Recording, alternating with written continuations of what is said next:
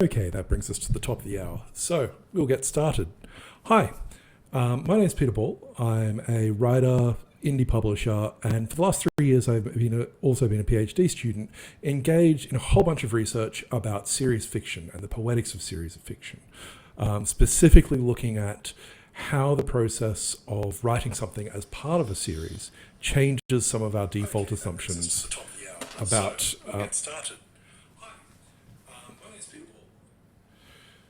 And we had a mild technical difficulty there. Specifically, how writing something as part of a series changes some of the default assumptions about narrative that writers have largely come to know and accept as norms. So I'm going to disappear after making this introduction. I'm going to switch over to a slideshow, and then I'll reappear at the end. If anyone has any questions, just throw them into the chat. Let's get started. So, welcome. To give you some, before we launch into some of the details of writing serious fiction, I want to very quickly give you some idea of how I ended up here and why I devoted the last 3 years of my life into looking into this. So, I got interested in series, weirdly enough, because I wrote series. About 10 years ago, I published a short novella called Horn, and the publishers came to me and said, hey, would you like to write a sequel to that? And I did. It was not the most pleasant writing experience. It felt very counterintuitive. And as I tend to approach most things that were not particularly comfortable with writing, I immediately went out and looked for another opportunity to do a very similar sort of thing. So I signed up to write another series that has come to be known as the Keith Murphy series. It started life as an online serial and then became a series of very long novellas verging on short novels, and is about to head into its third iteration as I re-release those novellas in revised formats. I also run a short series on around short fiction.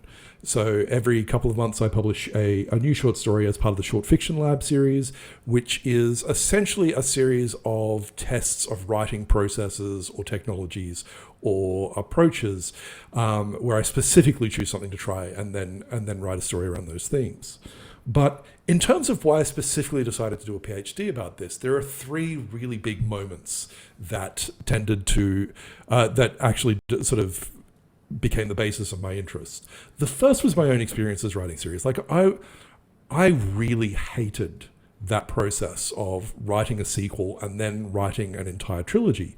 Not because I disliked the idea of trilogies. I write science fiction and fantasy. I largely came into writing assuming that trilogies were a thing that writers did. But I was really conscious of the fact that all my instincts as a storyteller seemed wrong. As I was engaging in the writing process, the flow of information was different because I was constantly second guessing. What do I put in here if someone hasn't read the first book in this, or is not going to go forward? How do I make this a satisfying experience while still leading to a second, third, and fourth story? The second big point was about 5 years ago, a friend asked me to critique the second book of their trilogy, and they did something in the first act of that trilogy that I probably would have not noticed or been bothered by if it had happened in a standalone novel. But as part of a trilogy, there was this kind of moment where it's like, this breaks a pattern that you have set up in the first book, and a thing that I really enjoyed in that first book. And there is a really specific reaction that I'm having to this structural shift that you're making, purely because I've read the first volume. So there was this sense of connection between the works that really intrigued me. And the third reason I started doing a PhD, and this was the really big one, was in 2015, Netflix came out and said, we're going to do a second series of the TV adaptation of Daredevil. And I remember seeing the announcement of that, and my first immediate response was, but wait, how? And this is really interesting. It caught me completely off guard because obviously Daredevil, for anyone who hasn't encountered him before, is a comic books character by Marvel Comics. He's a superhero. He's been around since the 70s. And he's obviously a character who has been coming back again and again and again and again in multiple forms, in multiple variations. His story has been ongoing for decades. And this became really, really curious because I'm like, okay, so this is a character that is constantly having stories told about them, but there is something going on there that I'm not responding to when it's transferred to TV. So I sat down and thought about it. Daredevil in comics is an ongoing serial. It's about an archetypal character. It's got a rotating supporting cast that keeps coming back again and again and again. It's got a long and complicated history. And if you're a comics fan, this is part of the joy. There is this moment where, I have not seen the Mole Man in a Daredevil comic since, 1986. And there he is. He's reappeared after 20 years, and this is fantastic. Why haven't they done this sooner? On the other hand, when you compare this to the version of Daredevil that appeared on Netflix, it was very much a show that was a single dramatic arc. It took this character who had a real fundamental conflict. It spent 13 episodes exploring his inner and external landscape. It ended in this major epiphany that changed his life forever. It told us this story of a huge internal battle, this attempt to conquer this internal struggle inside him, and then delivered it in this really powerful TV series. And I kind of sat there going, but how do you come back and tell that story again? It was so powerful and so affecting and so great. What do you do? And this led me to three really important realizations. The first is that both the Netflix series and the comic book series of Daredevils are both series structures, but they set up really different expectations. And as a writer, I'm really sensitive to expectations because they're a big part of how we do our jobs as storytellers. The second is our expectations around a Netflix series these days is basically that we're going to get a 13-episode movie that's going to be focused on telling a really big single dramatic arc. And that's really interesting in and of itself because that's drastically different to the kind of episodic television that was made as recently as 20 or 15 years ago, where all the characters would be essentially reverting to type at the end of an episode. You would not get these big kinds of arcs. And really, that brought home a really interesting realization. It's the third big realization. The problem wasn't that I didn't understand series. The problem was that my understanding of series, the kind of language I had to describe it, the way that I thought about it, wasn't particularly nuanced. And if I wanted to get better at writing them, if I wanted to understand them and make the process easier, I needed that more nuanced understanding of the audience and the goals and the storytelling techniques that wasn't necessarily there when I just dove in and tried to write one based on my knowledge of how stories worked. And this idea of nuance is really powerful. I believe it's incredibly important to us as writers because it's part of how we negotiate what it is that we're doing as storytellers and the things that we love with the kinds of things that our audience really enjoys. And a really clear understanding of this is, I'm a genre writer and I'm a genre fan. And there's a really distinct process that happens when you go to someone who doesn't read, say, science fiction, and you say, okay, I'm a science fiction fan. I really like it. I write science fiction stories. And their immediate response is, all right, so you write aliens and spaceships and lasers or something like Doctor Who or Star Trek or Star Wars. And that's a really small box to put science fiction in. Whereas if you go to a science fiction reader, someone who's immersed in the genre, someone who engages with it, there are all these little shades and nuances in science fiction, all these little subgenres that we're really quite sensitive to as readers and consumers in the marketplace. We will go into a bookstore and we will see a book cover and we will go, okay, that book is cyberpunk, that book is post-apocalyptic, that book is doing some kind of weird 1950s sci-fi thing, that's weird slipstream, that's hard SF, that's soft SF. We have this really nuanced sensitivity to the small stuff going on in genre and how it changes things. So over the course of this webinar, I'm going to be looking at a couple of things. The first is looking at the three types of series archetypes and the kinds of promises they're making to readers. The second is looking at series characterization and taking a look at A, why the series format makes characterization more complicated, and B, two approaches we can start looking at that sort of distinguish between different types of series with different goals. The third is an alternate way of thinking about series endings compared to standard narrative structure, all of which leads into this idea I'm developing called sort of the series grid. And most importantly, in the end, in the final moments, is a look at this idea of time as it relates to series, and this idea that there are 3 time streams that govern the way in which a series is read, and something's going on there in modern publishing that really has changed the relationship writers have with series, which is one of the reasons why we're seeing this enormous boom in series fiction happening here in the 21st century. But I'll start with the most important thing, which is really the thing that separates a series from a single volume work, is really 3 dots. If you've encountered them as a reader, you know what that is. That's an ellipsis, and it means that you've hit the end of a sentence, but that sentence is not over. There is more yet to come. And this is a really powerful way of thinking about the ending in a series. The thing that makes a series different is that rather than ending at a full stop on the final page, it ends with an ellipsis. It promises the reader there is more yet to come. Tune in again. There will be an extension of this story.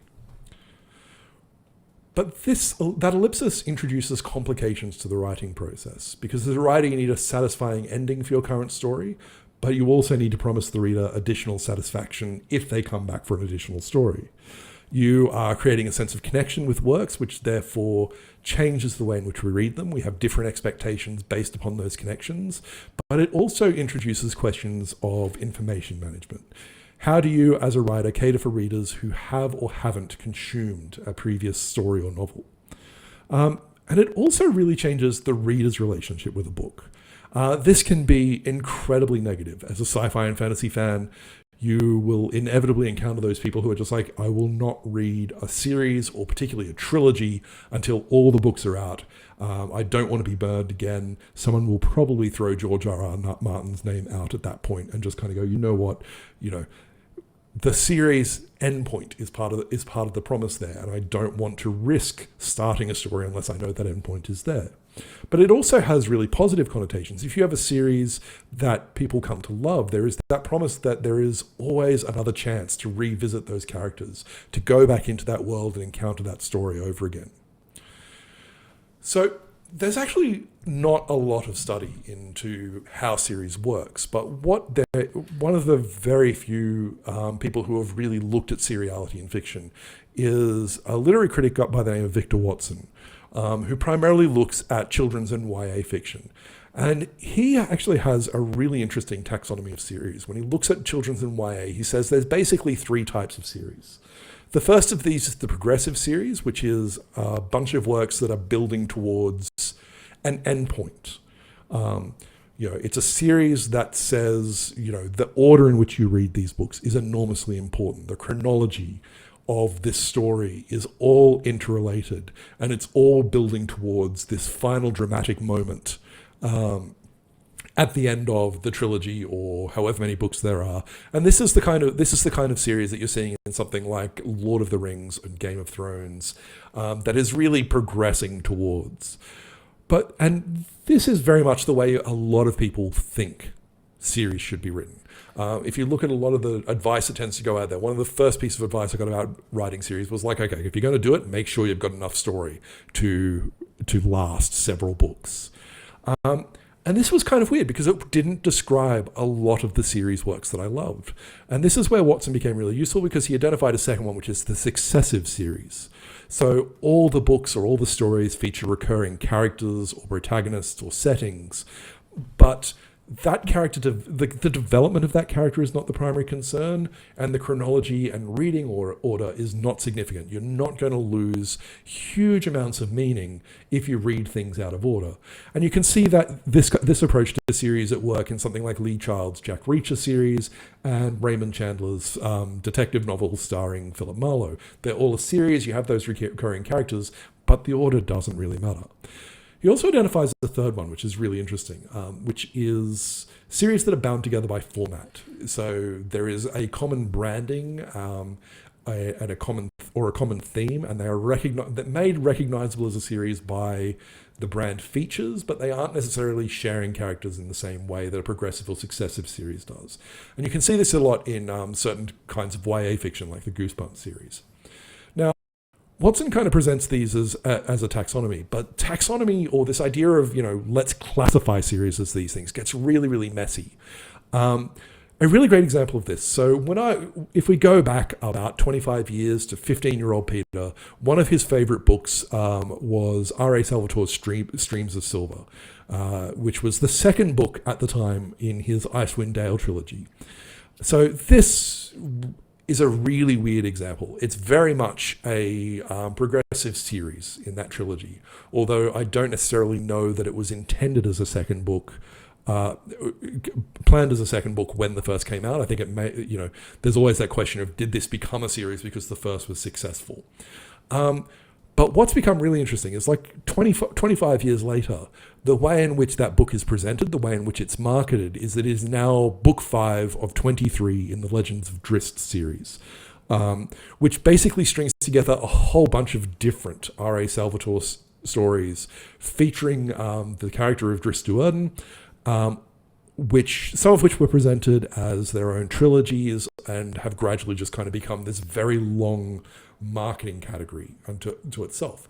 But even more so than that, the books are also part of the Forgotten Realms format series. So they share branding with approximately 298 other books that are spread across 73 different subseries and 12 standalone releases. And that information could be a little out of date at this point. But it's a lot of books that are shared by a lot of things. And these are, if you are looking at this without a deep understanding of the Forgotten Realms or R.A. Salvatore's work, that format series is very much what you focus on. I can see the Forgotten Realms logo. It's obviously fantasy.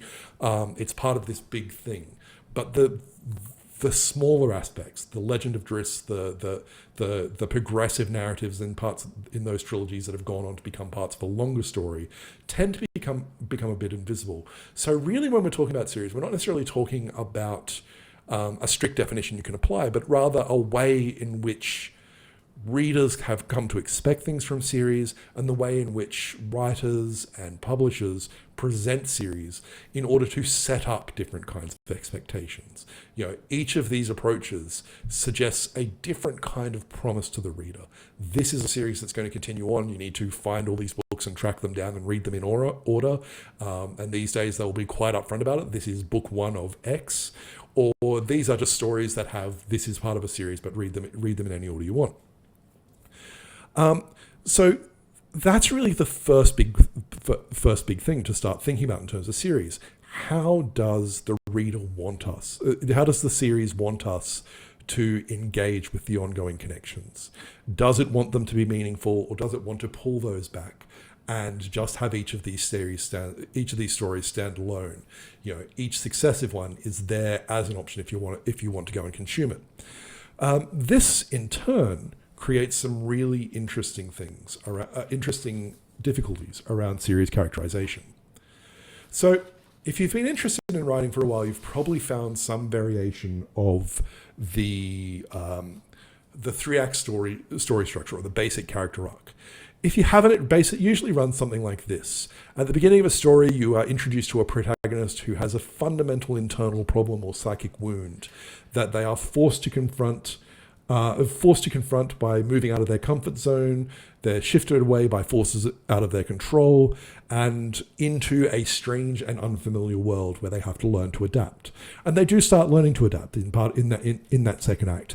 But eventually they start making big mistakes because they revert back to their old assumptions. They fall back into their wound rather than sort of embrace who they're meant to be becoming, which in turn sets up this growing conflict that develops through the story between, who they are when they are embracing their wounded self, and who they could become if they set aside their wounds or overcame their wounds and became the whole person that they have the potential to be. And this tension kind of goes backwards and forwards until it's finally resolved in a big climactic moment where they make a decisive moral choices about who they're going to be and overcome their internal issues to change their life forever. Now, I won't dwell on this too much, But I will point out that this kind of focus on big internal change has some real challenges if you're writing series fiction. How many times can you return to the well on big internal change? A lot of the time, series fiction is pushing towards, well, a lot of the time standalone fiction is pushing towards, this is the biggest, most impactful, greatest possible change a protagonist can possibly make. And there is a point where you kind of go, well, okay, you've undergone this big change. If the changes keep getting bigger, how do we find a version of this story that doesn't become ludicrous? It also becomes a process of information management.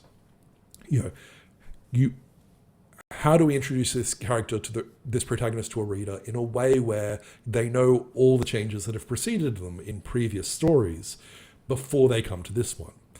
And eventually you get to the John McClane effect, which is, at what point does your character, who started out as a very humble everyman in the first Die Hard, and keeps finding himself in the same situations, keeps finding himself in the same conflicts, keeps escalating until he's effectively a superhero who throws tanks at helicopters several films down the line. You lose track of the thing that made that character appealing over the course of the story, because you keep iterating and expanding and making it bigger and bigger and bigger.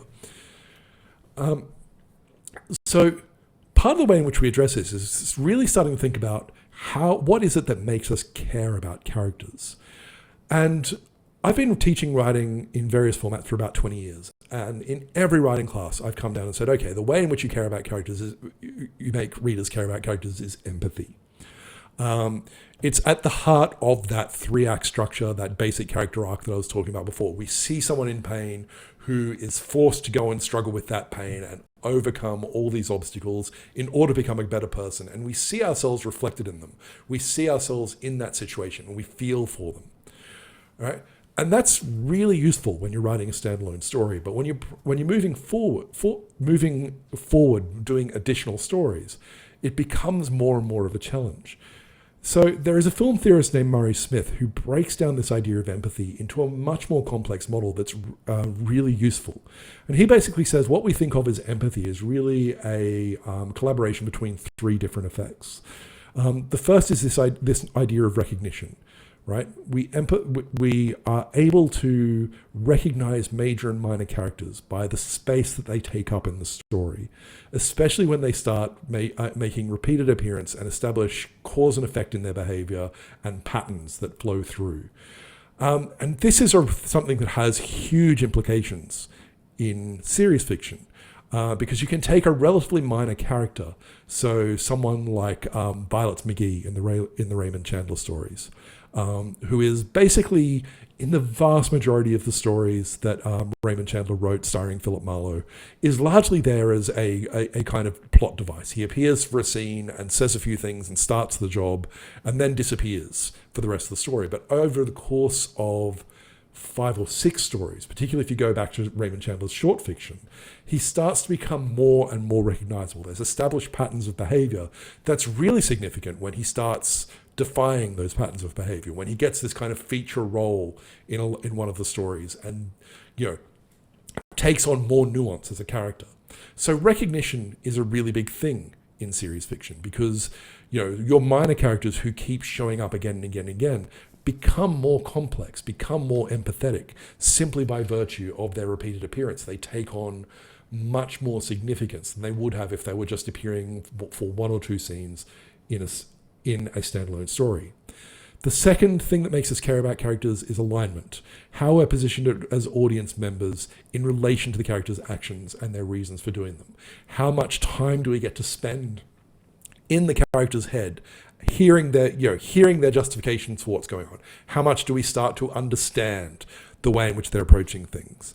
And the third thing is allegiance, which is, we can understand a character, but we also care when we are engaged in a process of evaluation, and we judge them on both the moral and the cognitive level.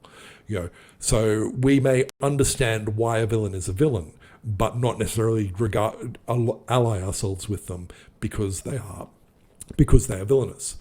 And All of these things are interrelated, and all of these things are an evolving process.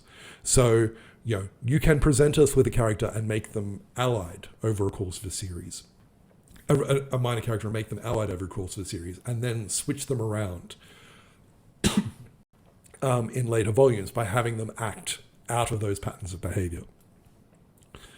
So the other thing to start considering here is how can we move around these kinds of problems of the epiphany, right? If we can't continually go bigger and bigger, if we can't have these big life-changing moments, what do we do at the end of the story? How do we end them? What are we leading our characters towards? And this is a problem that television has been grappling with for years because, up until we had this kind of great revolution of the golden age of TV, it was all about, we are going to tell these recurring sequential stories rather than progressive stories, where these characters need to be able to revert to archetype and tell these things over and over again. And you see, there are a lot of really useful lessons there. So instead of the epiphany, the story can lead us to a moment of profound moral change, then hit the reset button and wipe it all away. The characters revert to archetype for the next installment in the series.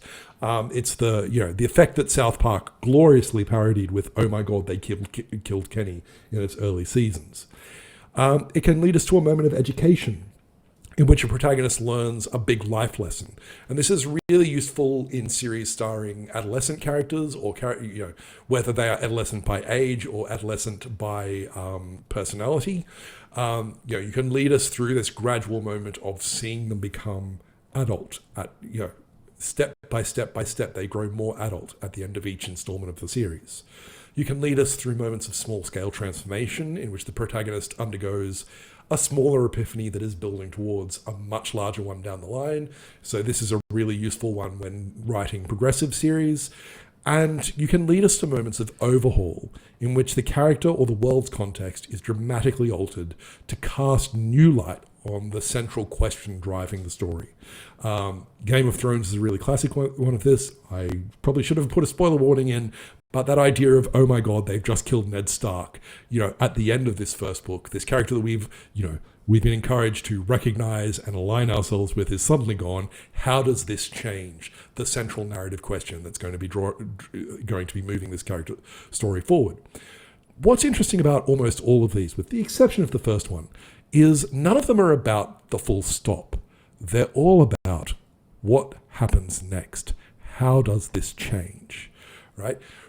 The character is still revolving around the same kind of central fundamental questions, but it's being tackled from a new light, from a new direction. So that's one possible solution. The other possible solution is to embrace a very different model of storytelling.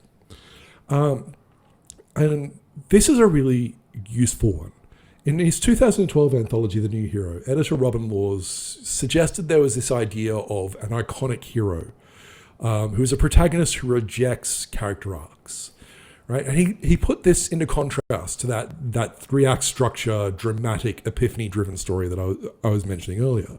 While a dramatic hero follows a character arc in which he is changed by his experience of the world, the iconic hero undertakes tasks, often serially, and changes the world, restoring order to it by remaining true to his essential self.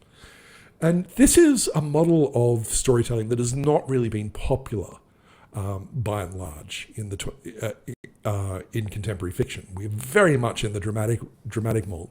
But if you go back, sort of 40 or 50 years, you start to see it a lot more in narrative. And some of the sample iconic heroes that Laws identifies are characters like Sherlock Holmes and Miss Marple, James Bond, Tarzan, Batman, Philip Marlowe. He didn't identify Jack Reacher. I'm throwing him in because he's a really useful example. But they all fit into a very specific theme. They're all very much series characters. They are built for series. And Laws goes into this in a lot more detail in his book, Beating the Story. It's a fantastic book. I'd encourage you to go and check it out. And he breaks down the fundamental differences between the iconic hero and the dramatic hero. The iconic hero is built for repetition over an open-ended series of variations. It's very much a model that aligns itself with the successive approach to series. It completes each story the iconic hero completes each story either underchanged or superficially changed. Nothing big is going to evolve them. Rather, they start each story from a place of certainty.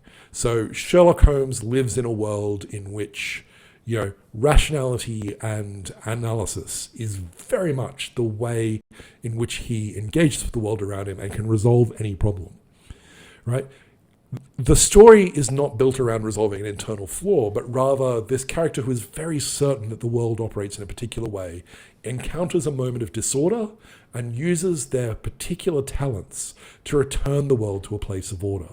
Right? So Sherlock Holmes encounters the seemingly unsolvable crime and applies analysis and a rigorous assessment of the clues in order to resolve it.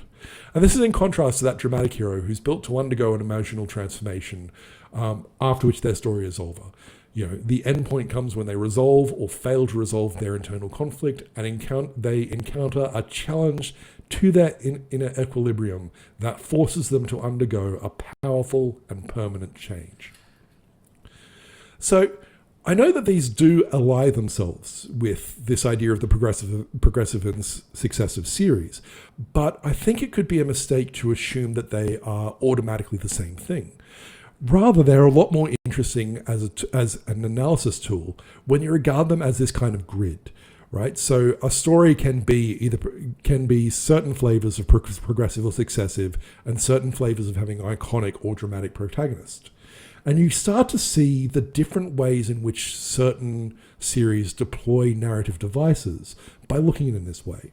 So the progressive and the iconic, you get books like Dean Koontz's Nameless novellas, in which you have a character that is moving towards a resolution, a big reveal, but is fundamentally an iconic character in the way in which they're presented. You get the progressive and dramatic series, which is often what we see in fantasy trilogies or any kind of trilogy. You get the successive and iconic, so most of the iconic characters that I mentioned earlier, the Jack Reacher novels. And really interestingly, I kind of stumbled over this. Can you have a successive dramatic series? Because it doesn't seem like a really natural fit until you start looking at the field of romance. Romance series, is predicated on the happily ever after. Characters, each story is a dramatic arc as a character, resolves their internal flaw through falling in love and finding themselves within the space of a relationship. But the romance series is largely thematic. It is a successive series that replays the same kinds of themes over and over and over again, but hands on the protagonist's role to someone who was allied or close to the protagonist of the previous novel. So it will frequently be, in the case of something like the Brown family novels from Lauren Dane, you will start with a sister who hands on to her brother, who hands on to her other brother, who hands on to a co-worker, etc., and so forth. So you get this successive series of dramatic arcs, all of which are off really dealing around the same kinds of themes. So they're characters who are dealing with trauma and learning to love and embracing found families, but they're all very individual stories. So, this is not to suggest that all series need to fit neatly within these grids. It's very much a spectrum, but they're an incredibly useful and analytic tool to look at a series and go, okay, so this series is doing these kinds of things. It's trying to create this kind of character and trying to create this kind of connection between each work. Right. It is doing something specific, and it's doing something specific that is different to a dramatic or an iconic protagonist or a progressive and successive series. So these two things give you the start of a really nuanced conversation about series. Rather than saying science fiction is all space guns and lasers and aliens, we start getting that much more nuanced variation. All of these series are series, but they're doing slightly different things. And it's a really useful thing to know here in the 21st century, because series is changing in a huge way. There is another book that I strongly recommend to people. It's an academic book, but it's probably the only academic book that I recommend that I've encountered in this thesis that I really recommend to writers. And it's Jason Mittle's Complex TV. Jason Mittle argues that television has undergone this huge shift in the kinds of poetic devices it uses and the way in which it tells stories since about 2001, and it's largely due to a changing production environment. This idea of a golden age of television is very much a response to technology, and in particular DVD and streaming technology here in the 21st century. And part of it comes down to this idea he has that there are three time streams at work in any story. The first is the story time, which is the time stream that floats through the world of the story. There are days and weeks and months that are happening to the characters, but we don't necessarily see them because we as readers exist in discourse time, which is the structure of the story where, it's really not interesting to watch these two characters drive from their home to the baseball stadium where the next interesting thing that's going to happen that's relative to the plot, so we just skip over it. We have a moment of ellipsis. And finally, we have narration time, which is the real-world time that we, the reader, or we, the viewer, are investing in telling and receiving the story. And narration time is huge. It's part of the reason why we have this increasingly complex approach to television, because television was very much a medium that was bound up in its idea of time. If you wanted to watch television 20 or 30 years ago, you had to, or earlier than 20 years ago, you had to tune in at a particular time on a particular channel in order to catch that episode. And if you missed an episode, it was gone. You had to hope one day to see it in reruns. And this had huge effects on the kinds of stories that were told in television, because the way in which television was monetized was predicated on that model, right? The best television, the most effective television, was the television that goes to the most eyeballs on the screen in that time slot. Complex TV emerges when that relationship to narration time changes. Viewers, once you put things in a box set or once you stream it, viewers can catch up on episodes that they missed. They can binge watch instead of tuning in on a regularly scheduled broadcast. They can rewatch whenever they want rather than hoping to catch a rerun. And all of this gradually shifted this idea of the industry definition of success. Rather than you must get all the eyeballs you can on the product when it first screens, this idea that you can capture a small but fiercely loyal audience has its own advantages. And you start seeing the rise of television shows that take huge advantage of this approach to television. They start telling more nuanced, progressive stories rather than successive episodic stories, because they know that you are going to be able to watch and rewatch and embrace the complexities and study how things are going. So the interesting thing here is Mittle, when he's talking about narration time, doesn't actually think it's a big deal for books, because books have never had that really highly codified approach. If you and I read a book, we will read them at very different speeds. The narration time is not, it's not like a television show where a 42-minute television show takes 42 minutes to watch. But there has always been certain approaches to the way in which books are distributed and marketed that affect the narration time, that affect our engagement with them as readers. So traditionally, books were sold in a 1-month sales cycle. You had to put a whole bunch of books in a bookstore, which meant they would frequently be there for about a month, after which the next wave of new releases would come. And unless a writer had created like a massively huge hit or a perennial bestseller, that shelf space would go towards newer books and the older books would be phased out. And in that kind of space, series were very rarely marketed as series, because you could not be guaranteed readers would be able to go back and see the previous works. Access to backlist was hugely unreliable.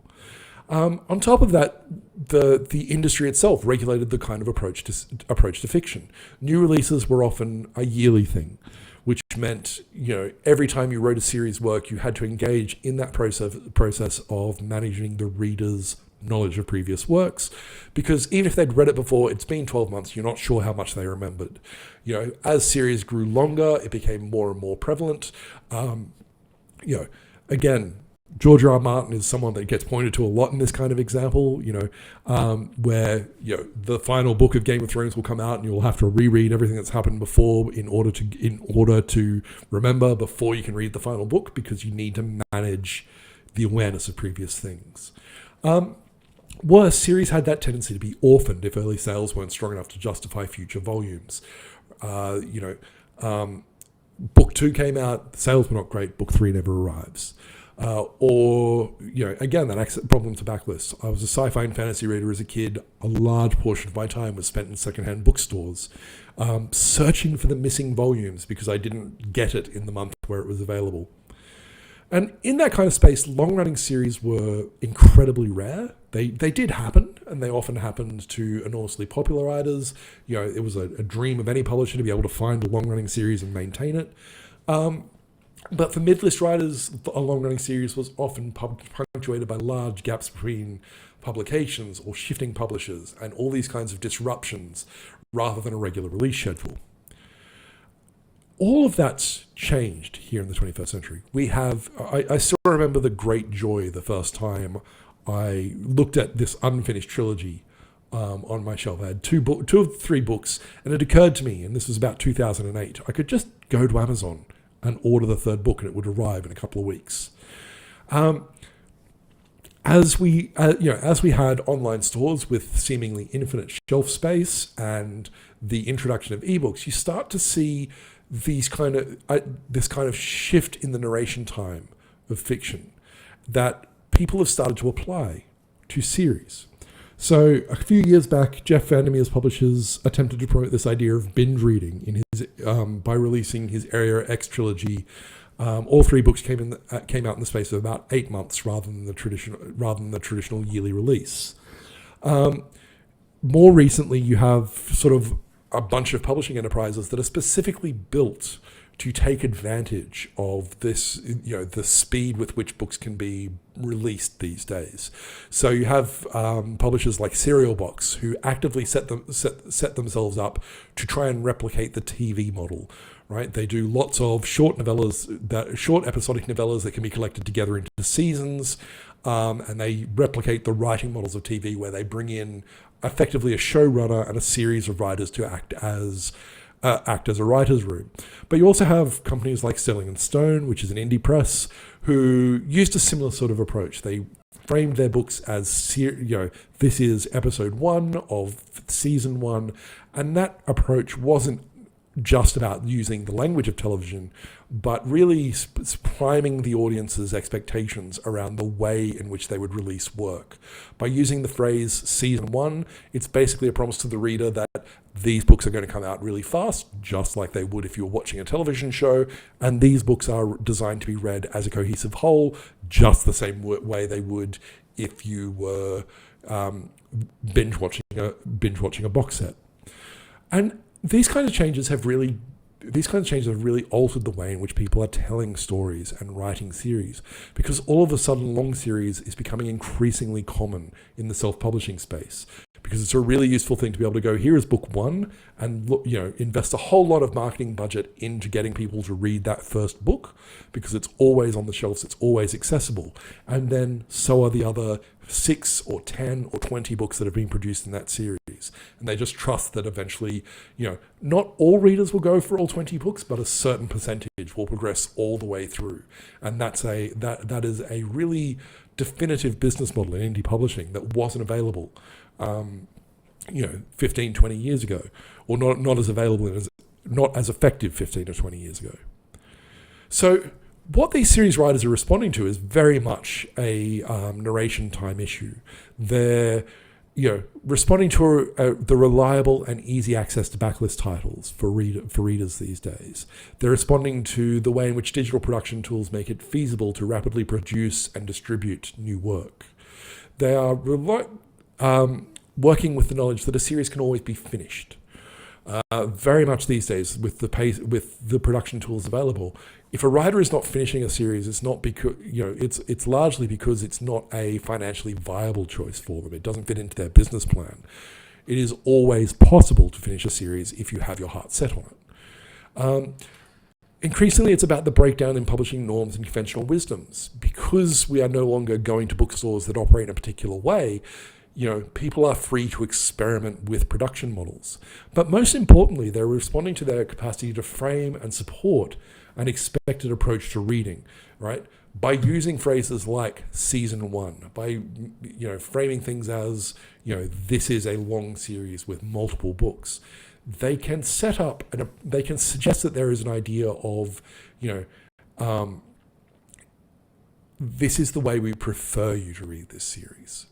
Not necessarily that you have to, but we are suggesting that this is going to be a series that benefits from binge reading, or this is going to be a series that benefits from taking long breaks between, right? And these are all things that really create radically different and new ways of telling series stories. And really when we start talking about this idea of nuance in fiction, it's really, writing series fiction now becomes a matter of considering these kind of three areas. What approach to characters are you using in your series, or are the series that you love using? Are they predominantly iconic or are they predominantly dramatic? What approach to intertext do they use? Are they suggesting that the connections are progressive and therefore reliant upon the reader having knowledge of all these previous works? Or are they successive? This is a standalone and you can pick up the others if you wish. Or is it thematic? My short fiction lab is very much a thematic series. The individual works don't necessarily relate to one another, but they are all themed in a similar sort of way. And finally, there is this question of, what is the default narration time that they're expecting of the reader, right? Are they building this series in a way where they want readers to wander off and do something else, or are they building it in a way where it's like, no, we want the binge read? And all of these things affect the way in which they tell stories and start giving giving nuanced shade to the kinds of stories the kinds of techniques they're using. All right.